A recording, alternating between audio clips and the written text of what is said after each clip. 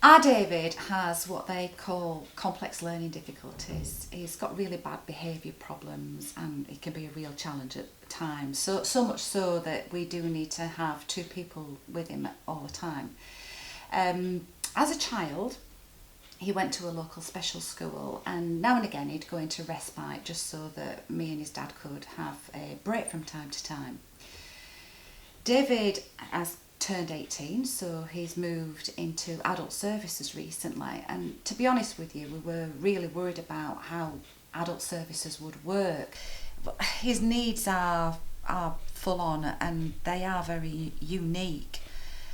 A nurse from the learning disability team, she came to see us. She knows ourselves and David, and she made an assessment and said that he met the criteria for the NHS continuing healthcare. What that meant at the time, I wasn't quite sure. But just before David was due to leave school, myself and his dad, we went to have a look at some different daycare centres to see if they were suitable for David's needs.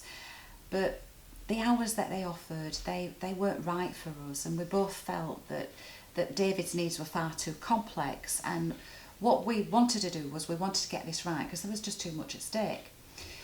David's worker came to see us from the learning disability team, and he gave us alternatives to the traditional daycare centres, and he also gave us some information on the personal health budgets as well, a system that he thought may help David with his needs, etc. Anyway, we sat down and we filled in something called a supported self-assessment questionnaire, which helped us to look at what David's needs were. And we wrote out this plan, and the plan was a mixture of what we as his parents could do and what support was available from a funding point of view for David as well. And we submitted the plan so it could be the funding could be agreed.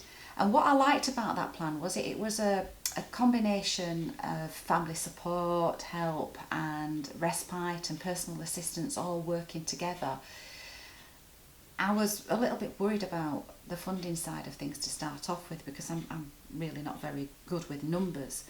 But the personal assistants are actually paid by direct support, so that's been working out really, really well. I must say though that David's care package it's been great for us, and it's given us the freedom and the flexibility to be able to recruit the personal assistants that we want to be working with David, and also the personal assistants that got flexible hours as well, because we want to be able to employ them when we want them to work for us, and we want to be able to go out with the knowledge as well that David's being cared for at home and he's getting that support that he needs as well.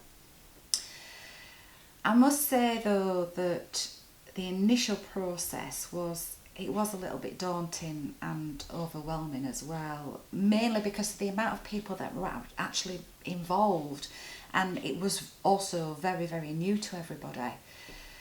But David's very, very happy with the care that he's receiving. He's happy doing what he's doing. It just shows in his behaviour. And looking back, if we had have gone down the daycare centre route, I just think him getting ready to be picked up on a morning, get dressed on a morning, ready for the transport to take him to the daycare centre, I think that would have just caused him to be anxious, and that would definitely have affected his behaviour as well. So as parents, we do know what care David needs, and we have been involved, and the personal health budget and the care package, everything has just worked out really, really well for David.